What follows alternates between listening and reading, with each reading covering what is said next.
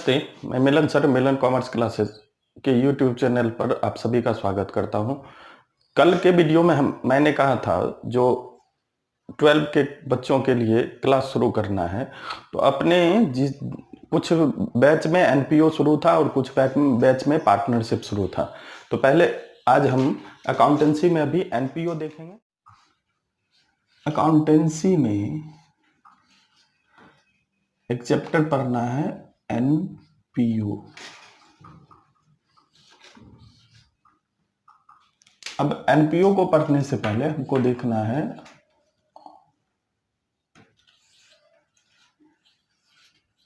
Organisation, जिसको हिंदी में कहते हैं संगठन। ये दो प्रकार का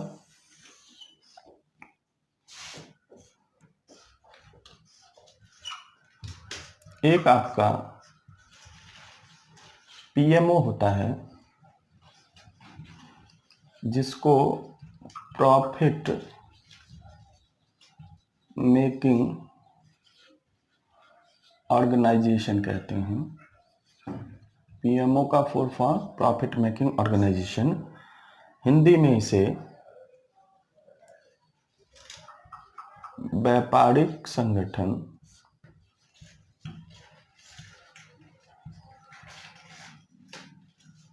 या अलाभकारी संगठन कहते हैं।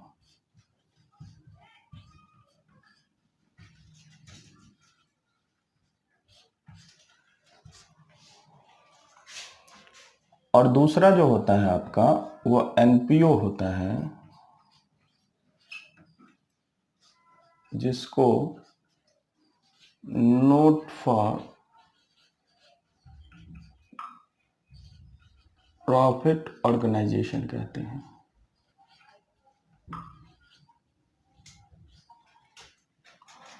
हिंदी में इसे गैर व्यापारिक संगठन कहते हैं।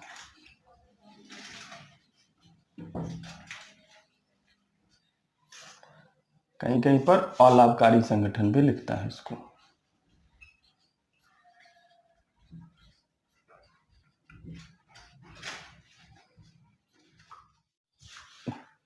क्या देखिए, ऑर्गेनाइजेशन दो प्रकार का, एक प्रॉफिट मेकिंग ऑर्गेनाइजेशन, एक not for profit organization. Organization किसको कहते हैं? तो वैसा जब व्यक्ति या व्यक्तियों का समूह एक निश्चित उद्देश्य के लिए एकजुट होता है, एक साथ होता है, तो वो किसका निर्माण करता है? ऑर्गेनाइजेशन का निर्माण करता है। फिर से सुनिएगा, व्यक्ति या व्यक्तियों का समूह निश्चित उद्देश्य के लिए जब एक साथ मिलता है तो किसका निर्माण करता है? ऑर्गेनाइजेशन का निर्माण करता है। और ये ऑर्गेनाइजेशन आपको दो प्रकार का, एक प्रॉफिट मेकिंग ऑर्गेनाइजेशन, एक नॉट फॉर प्रॉफिट ऑर्गेनाइजेशन। आपको हमेशा याद रखना है ऑर्गेनाइजेशन दो प्रकार का, एक प्रॉफिट मेकिंग ऑर्गेनाइजेशन, दूसरा नॉट फॉर प्रॉफिट ऑर्गेनाइजेशन। अब प्रॉफिट मेकिंग ऑर्गेनाइजेशन क्या है? ऑब्जेक्टिव इसका ध्यान रखिएगा, जिसका ऑब्जेक्टिव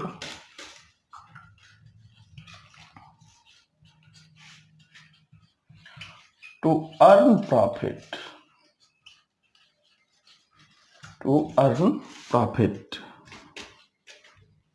लाभ कमाना हो।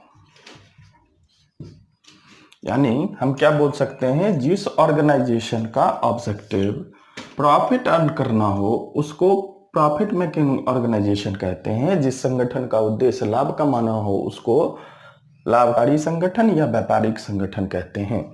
इसके एग्जाम्पल में हम ले सकते हैं TCS, Tata consultancy company, Reliance industries,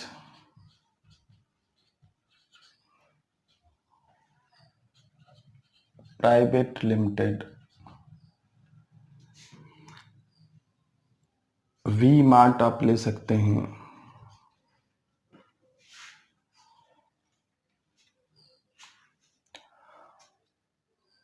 etcetera.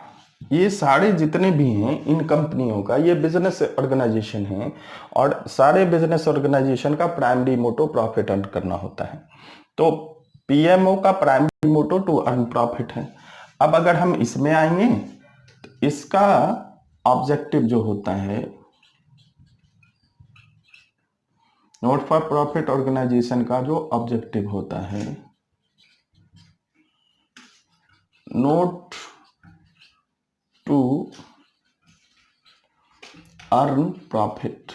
पहला तो प्रॉफिट अर्न करना नहीं होता है, बट तो होता क्या है, टू सर्व द पब्लिक और own members either free of cost or at minimum cost।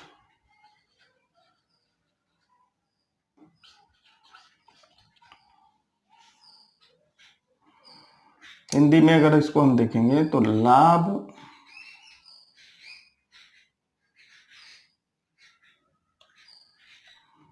कमाना नहीं बल्कि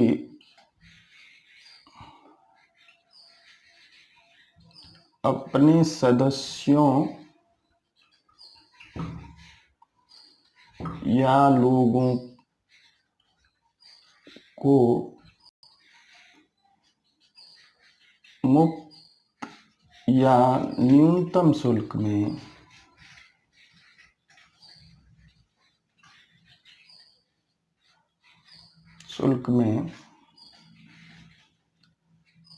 सेवा प्रदान करना है। सेवा प्रदान करना है। फिर से एक बार देखेंगे, प्रॉफिट मेकिंग ऑर्गेनाइजेशन का ऑब्जेक्टिव टू अर्न प्रॉफिट, लाभ कमाना है। नॉट फॉर प्रॉफिट ऑर्गेनाइजेशन वैसे ऑर्गेनाइजेशन को कहते हैं जिसका main primary motto profit earn करना नहीं होता है, बल्कि अपने मेंबर या जनरल पब्लिक का को सर्विस प्रोवाइड करना होता है, सेवा प्रदान करना होता है। तो ऐसे संगठन को क्या बोलते हैं, नॉट फॉर प्रॉफिट ऑर्गेनाइजेशन बोलते हैं। एनपीओ के एग्जाम्पल में आइएगा, आप ले सकते हैं क्लब।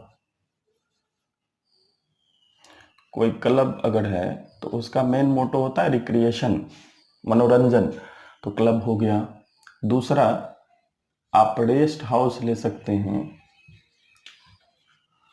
रेस्ट हाउस जिसको आप धर्मशाला भी कहते हैं।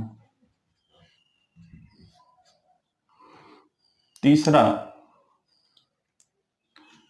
स्कूल कॉलेज, जो एजुकेशनल इंस्टीट्यूशन है, स्कूल कॉलेज आ जाएगा इसके अंतर्गत।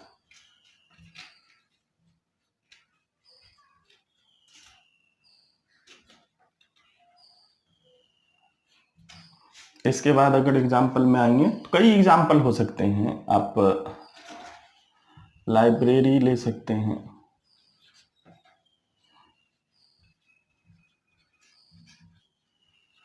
यानी जिस जिस ऑर्गेनाइजेशन का प्राइमरी मोटो प्रॉफिट अर्न करना नहीं होता है वह इसके एग्जाम्पल में आ जाएगा। एक चीज और ध्यान रखना है नोट में,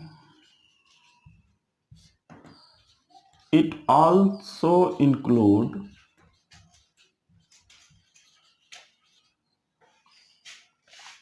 प्रोफेशनल्स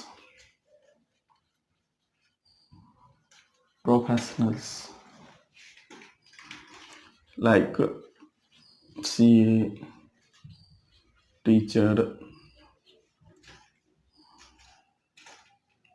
CS,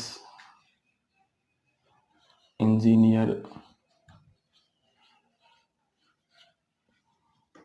एटसेट्रा। यानी इसमें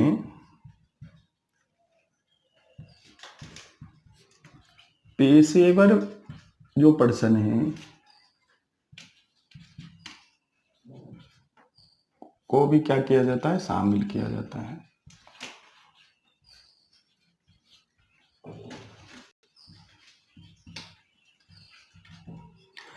अब देखिए दो ऑर्गेनाइजेशन हुआ, एक एनपीओ हुआ, एक पीएमओ हुआ। अगर कभी कभी आपको अगर पूछे जो पीएमओ और एनपीओ में क्या डिफरेंस है, तो इसमें पहला डिफरेंस आपको क्या आ जाएगा, डिफरेंस का जो बेस होता है तो टू अर्न प्रॉफिट यानी लाभ कमाना।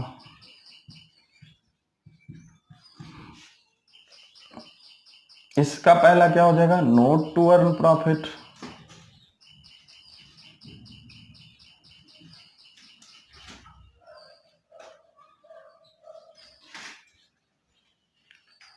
लाभ ना कमाना।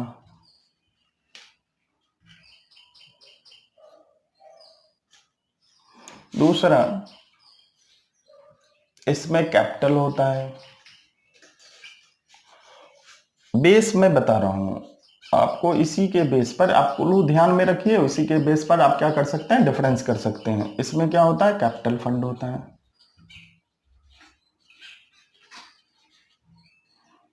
इसको पूंजी कोष कहते हैं।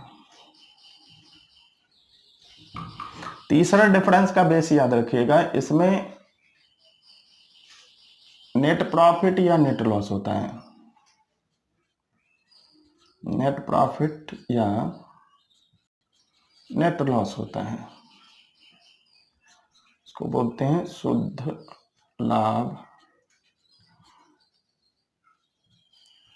या शुद्ध हानि।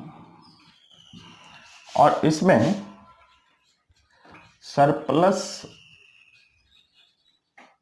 और डेफिसिट होता है, जिसको अधिक या कमी कहते हैं।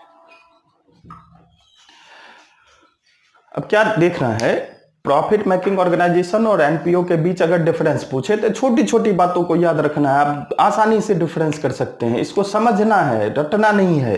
पहला क्या है, प्रॉफिट मेकिंग ऑर्गेनाइजेशन का पहला डिफरेंस अगर पूछे तो प्रॉफिट मेकिंग ऑर्गेनाइजेशन का प्राइमरी मोटो प्रॉफिट अर्न करना होता है, लाभ कमाना होता है। एनपीओ का प्राइमरी मोटो प्रॉफिट अर्न करना नहीं होता है, लाभ कमाना नहीं होता है। दूसरा, पीएमओ में ओनर का जो इक्विटी होता है, प्रॉफिट मेकिंग ऑर्गेनाइजेशन में, लाभकारी संगठन में ओनर का जो इक्विटी होता है, उसका जो स्वामी का जो स्वामित्व जिसको बोलते हैं, स्वामित्व कोष जिसको बोलते हैं, उसको पूंजी के नाम से जानते हैं। जबकि एनपीओ में तो कोई ओनर होता ही नहीं है, तो उसमें जो कोष होता है उसको किसके नाम से जानते हैं, कैपिटल फंड के नाम से जानते हैं। उसको किसके नाम से जानते हैं, कैपिटल फंड के नाम से जानते हैं। यानी पीएमओ में कैपिटल होता है जो ओनर के इक्विटी को दिखाता है, एनपीओ में मेंबर्स के इक्विटी को जो दिखाता है, उसके जितने भी मेंबर हैं उसके जो इक्विटी को दिखाता है, उसको कैपिटल फंड कहते हैं। एक्टिविटी जो होगा, प्रॉफिट मेकिंग ऑर्गेनाइजेशन जो एक्टिविटी करता है, उस एक्टिविटी का जो रिजल्ट होगा उसमें नेट प्रॉफिट या नेट लॉस होता है। यानी आप जब बिजनेस करेंगे तो आपके बिजनेस में या तो प्रॉफिट होगा या लॉस होगा। लेकिन नॉट फॉर प्रॉफिट ऑर्गेनाइजेशन तो बिजनेस करता नहीं है। अभी हमने पढ़ा क्या करता है, ये सेवा प्रदान करता है, सर्विस प्रोवाइड करवाता है पब्लिक को, जनरल पब्लिक को सेवा प्रोवाइड करवाता है, या किसको, अपने मेंबर को सेवा प्रोवाइड कर सर्विस प्रोवाइड करवाता है। तो इसको क्या बोलते हैं, नॉट फॉर प्रॉफिट ऑर्गेनाइजेशन बोलते हैं। तो इसका जो एक्टिविटी का जो रिजल्ट होगा, ये जो पूरा एक्टिविटी एक फाइनेंशियल ईयर में करेगा और उसका जो समरी, उसका जो रिजल्ट होगा, उसको सरप्लस या डेफिसिट के नाम से जानते हैं। अब दो बात हम देख रहे हैं, ये पब्लिक को सर्विस प्रोवाइड करवाता है। तो आप इसके एग्जाम्पल में क्या ले सकते हैं, पब्लिक के एग्जाम्पल में आप ले लीजिए हॉस्पिटल को। हॉस्पिटल अगर लीजिएगा तो हॉस्पिटल में सारे लोग वहां पर जाते हैं इलाज करवाने के लिए, सबका इलाज होता है, चाहे वो बूढ़े हो, बच्चे हो, अमीर हो, गरीब हो। लेकिन अगर आप प्राइवेट हॉस्पिटल में जाइएगा तो private hospital profit making organisation में आ जाएगा। और दोनों के फी स्ट्रक्चर में क्या होता है, डिफरेंस होता है। दूसरा क्या है, आप एग्जांपल लीजिए रेस्ट हाउस का। रेस्ट हाउस धर्मशाला बोलते हैं, हर एक व्यक्ति वहां जाके रह सकते हैं। लेकिन अगर आप इसी को लीजिए क्लब, तो क्लब किसके लिए होता है, क्लब अपने मेंबर के लिए होता है। क्लब की फैसिलिटी अगर आपको चाहिए तो आपको क्लब का मेंबर बनना पड़ेगा। आपको लाइब्रेरी की फैसिलिटी चाहिए तो आपको लाइब्रेरी का क्या बनना पड़ेगा, मेंबर बनना पड़ेगा। चाहे वो लाइब्रेरी आपके स्कूल में हो, कॉलेज में हो, या वो लाइब्रेरी आपके सोसाइटी में हो, पहले आप मेंबर बनिएगा, तब भी आप क्या कर सकते हैं, उसके वो जो सर्विस प्रोवाइड करवा रहा है उस सर्विस का बेनिफिट ले सकते हैं। अब देखिए, किसी भी ऑर्गेनाइजेशन को चलाएंगे तो उसको चलाने के लिए, उसको ऑर्गेनाइज करने के लिए, मैनेज करने के लिए पैसे की जरूरत होती है। और अभी हम किसकी चर्चा कर रहे हैं, नॉट फॉर प्रॉफिट ऑर्गेनाइजेशन की चर्चा कर रहे हैं, जिसका प्राइमरी मोटो प्रॉफिट अर्न करना नहीं है। मान लीजिए अगर आपको किसी सोसाइटी में एक लाइब्रेरी एस्टेबल करना है, लाइब्रेरी का फैसिलिटी देना है, तो उसके लिए बेसिक नीड्स जो हैं, एक बिल्डिंग होना चाहिए, फर्नीचर होना चाहिए, बुक्स होने चाहिए, प्रॉपर वे में अरेंज होना चाहिए, वो सारा कुछ, एम्प्लॉय होने चाहिए जो मैंने उसको मैनेज करेगा, जो कौन व्यक्ति आ रहे हैं, कौन व्यक्ति जा रहे हैं, वॉचमैन होना चाहिए, ये सारी चीजें, तो ये तो बिना पैसे के आएगा नहीं। तो ये पैसा आएगा कहाँ से, ठीक है, एक क्वेश्चन उठता है। अगर आप बिजनेस करते हैं तो बिजनेस में तो सारे लोग पैसा लगाते हैं, बिजनेस में पैसा लगाने का कारण होता है, तो उससे क्या मिलेगा, आपको प्रॉफिट मिलेगा। लेकिन अगर यहाँ एनपीओ है तो इससे तो प्रॉफिट मिलेगा नहीं। तो सोर्स ऑफ इनकम क्या होगा एनपीओ का, ये हम देखेंगे। सोर्स ऑफ एनपीओ, गैर व्यापारिक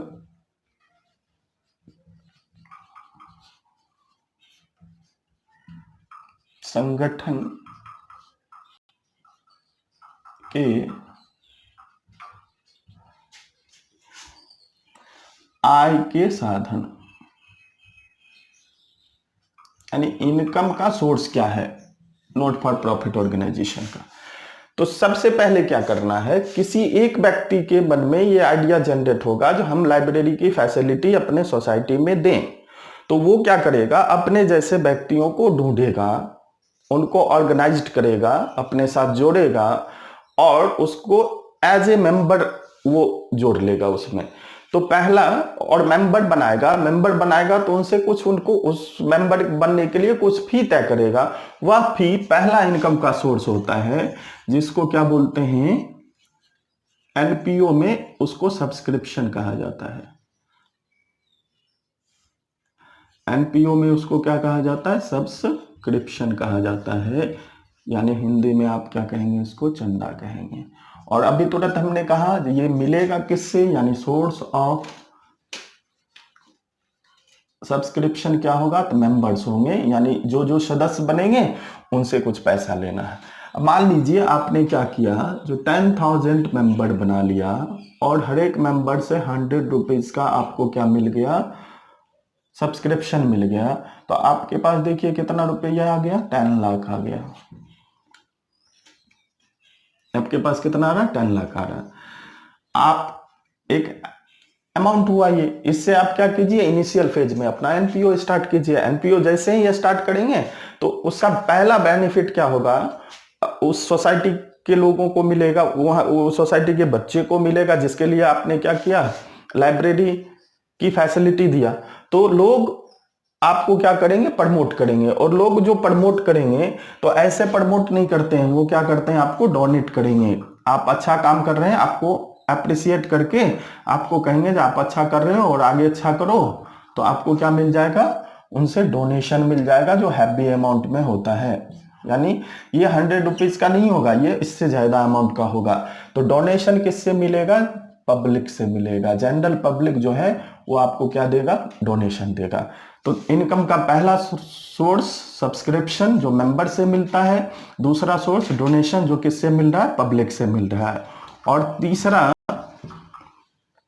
आप लीजिए, तीसरा जो है वह गवर्नमेंट, जब आप बड़े लेवल पर काम करना शुरू कीजिएगा तो धीरे धीरे आपकी चर्चा होगी और गवर्नमेंट के एजेंसी के पास जाएगी, गवर्नमेंट तक जाएगी। तो गवर्नमेंट भी आपको प्रमोट करेगा, और गवर्नमेंट आपको प्रमोट करेगा तो गवर्नमेंट भी आपको ग्रांट देगा। क्या देगा? ग्रांट देगा, जिसको क्या बोलते हैं? अनुदान बोलते हैं। ग्रांट के पीछे है क्या? जो ग्रांट जब भी गवर्नमेंट आपको देगा तो वो किसी पर्पस से देगा, और वो पर्पस आपको क्या करना है? फुलफिल करना है। जैसे मान लीजिए आपके लाइब्रेरी में बिल्डिंग नहीं है, आपके लाइब्रेरी में फर्नीचर नहीं है, आपके लाइब्रेरी में बुक्स नहीं है, तो बुक्स परचेज करने के लिए, फर्नीचर परचेज करने के लिए, बिल्डिंग बनाने के लिए आपको क्या मिल जाएगा? गवर्नमेंट से ग्रांट मिल जाएगा। और आपको क्या करना है? जो बिल्डिंग बनवा के और गवर्नमेंट के पास सबमिट करना पड़ेगा, जो हमने क्या किया? बिल्डिंग बना लिया है, या हमने क्या किया? आप फर्नीचर परचेज करेंगे तो फर्नीचर का वाउचर वहां सबमिट करना पड़ेगा, तो आगे आपको ग्रांट मिलेगा, नहीं तो आपको आगे ग्रांट नहीं मिलेगा, आपके एनपीओ को ब्लैक लिस्टेड कर दिया जाएगा। अब ध्यान रखिएगा, ये ग्रांट आपको किस किस गवर्नमेंट से मिल सकता है? तो सेंट्रल गवर्नमेंट से भी मिल सकता है, स्टेट गवर्नमेंट से भी मिल सकता है, लोकल अथॉरिटी से भी मिल सकता है। अब ये लोकल अथॉरिटी में क्या क्या आता है भाई?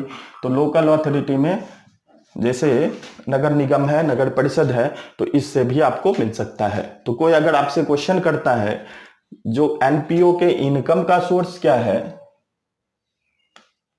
अच्छा देखिए इसमें एक चीज मिस है, source of income of NPO. अगर ये पूछे जो सोर्स ऑफ इनकम क्या है एनपीओ का, तो 3 सोर्स बताना है। पहला सब्सक्रिप्शन, दूसरा डोनेशन, और तीसरा क्या है? ग्रांट। अब देखिए एनपीओ का मैनेजमेंट कैसे होगा?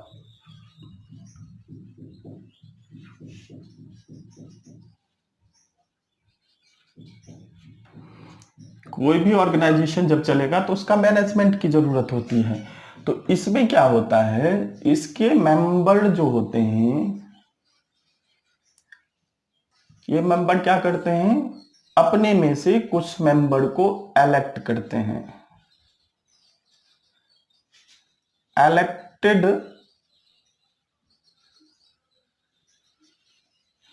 मेंबर इसके क्या क्या करते हैं? इसका मैनेजमेंट करते हैं। यानी ध्यान रखना है, जो एनपीओ का जो मैनेजमेंट होगा वह इसके सारे मेंबर में से इलेक्टेड मेंबर द्वारा किया जाता है। अब इलेक्टेड मेंबर का मतलब समझ लीजिए, यहाँ 10,000, अभी हमने पीछे एक एग्जांपल लिया, जो 10,000 आपने मेंबर बनाया, इस 10,000 में से 5 मेंबर को इलेक्ट कर लिया, जो मैनेजिंग कमेटी के मेंबर हो गए, और ये क्या करेंगे? उस एनपीओ का कंट्रोल और मैनेजमेंट इन्हीं के हाथों में आ जाएगा, और सारा इनकम इन्हीं के पास आएगा, जो भी एक्सपेंस होगा इन्हीं को करना होगा।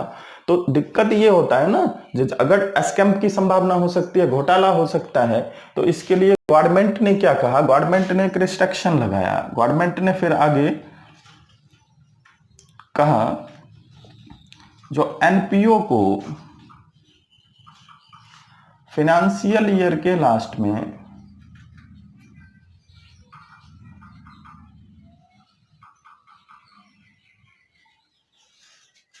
ईयर के एंड में क्या करना पड़ेगा? फाइनेंशियल स्टेटमेंट बनाना पड़ेगा। फाइनेंशियल स्टेटमेंट बनाना पड़ेगा। अब देखिए गवर्नमेंट का इंस्ट्रक्शन आया, जितने भी नॉट फॉर प्रॉफिट ऑर्गेनाइजेशन है उनको फाइनेंशियल ईयर के लास्ट में, फाइनेंशियल ईयर का मतलब होता है वह ईयर जो 1 अप्रैल से शुरू हो और 31 मार्च को एंड करता हो, उसको फाइनेंशियल ईयर कहते हैं। उसके एंड में यानी 31 मार्च को अपना क्या करना पड़ेगा? फाइनेंशियल स्टेटमेंट बनाना पड़ेगा। फाइनेंशियल स्टेटमेंट वैसा स्टेटमेंट है जो किसी भी ऑर्गेनाइजेशन के परफॉर्मेंस को बताता है या उसके पोजीशन को बताता है। तो फाइनेंशियल स्टेटमेंट बनाना पड़ेगा। फाइनेंशियल स्टेटमेंट बनाकर इसका ऑडिट करवाना पड़ेगा। क्या करवाना पड़ेगा? ऑडिट करवाना पड़ेगा। अब ऑडिट क्या होता है? तो चेक करवाना पड़ेगा जो आपने जो बुक्स ऑफ अकाउंट्स मेंटेन किए हैं वो रूल रेगुलेशन के अनुसार सही हैं या नहीं है, और ऑडिटर इसको क्या करना पड़ेगा? सबमिट करना पड़ेगा। इसको फिर क्या करना पड़ेगा? ऑडिटर के रिपोर्ट के साथ इस फाइनेंशियल स्टेटमेंट को किसके पास सबमिट करना पड़ेगा? गवर्नमेंट के पास सबमिट करना पड़ेगा। अगर आपका उसमें कुछ भी आप अगर गड़बड़ी करते हैं तो आपके एनपीओ को, आपके एनजीओ को ब्लैक लिस्टेड कर दिया जाएगा, गवर्नमेंट उसकी मान्यता रद्द कर देगी। अभी हमने क्या पढ़ा, जो गवर्नमेंट के इंस्ट्रक्शन के अनुसार हर एक एनपीओ को फाइनेंशियल ईयर के लास्ट में फाइनेंशियल स्टेटमेंट तैयार करना होता है और उस फाइनेंशियल स्टेटमेंट को गवर्नमेंट के पास उसका रिपोर्ट ऑडिटर के रिपोर्ट के साथ सबमिट करना पड़ता है। तो अब अगला एक पॉइंट आता है, जो फाइनेंशियल स्टेटमेंट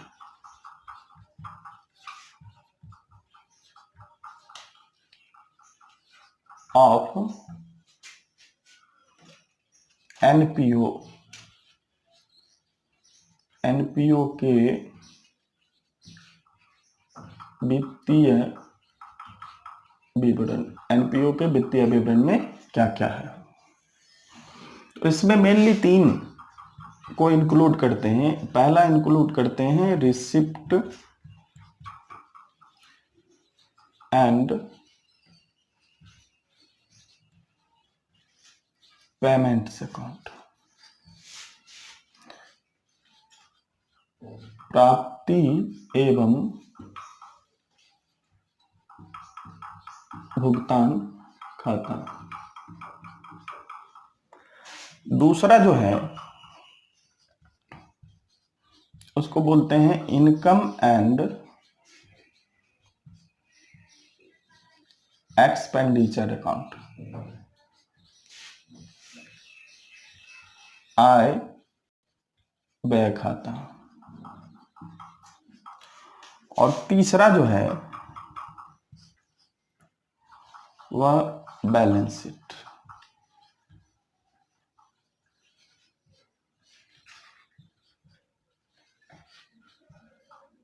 इसको आर्थिक चिट्ठा कहते हैं। आर्थिक चिट्ठा कहते हैं। यानी आपको क्या ध्यान में रखना है, जो फाइनेंशियल स्टेटमेंट, एनपीओ के फाइनेंशियल स्टेटमेंट में पहला रिसिप्ट एंड पेमेंट अकाउंट हम लोग तैयार करते हैं, दूसरा इनकम एंड एक्सपेंडिचर अकाउंट तैयार करते हैं, तीसरा बैलेंस शीट तैयार करते हैं। अब इसके साथ एक चीज ध्यान में रखिएगा, रिसिप्ट एंड पेमेंट अकाउंट आपका रियल अकाउंट है, क्यों है, कैसे है, ये आगे पढ़ना है। इनकम एंड एक्सपेंडिचर अकाउंट आपका कौन सा अकाउंट है, नॉमिनल अकाउंट है। और बैलेंस शीट क्या है, ये स्टेटमेंट है, ये कोई अकाउंट नहीं होता है। बहुत बहुत धन्यवाद। आगे कल हम लोग देखेंगे इसमें रिसिप्ट एंड पेमेंट अकाउंट के बारे में। रिसिप्ट एंड पेमेंट अकाउंट क्या होता है, रिसिप्ट एंड पेमेंट अकाउंट कैसे बनाते हैं, उस पर कुछ एग्जाम्पल देखेंगे। आप पढ़ते रहिए, आपके पास जो बुक है उस बुक से भी इसको स्टडी कीजिए। कुछ भी प्रॉब्लम हो तो व्हाट्सएप नंबर पर मैसेज कीजिए। Thank you.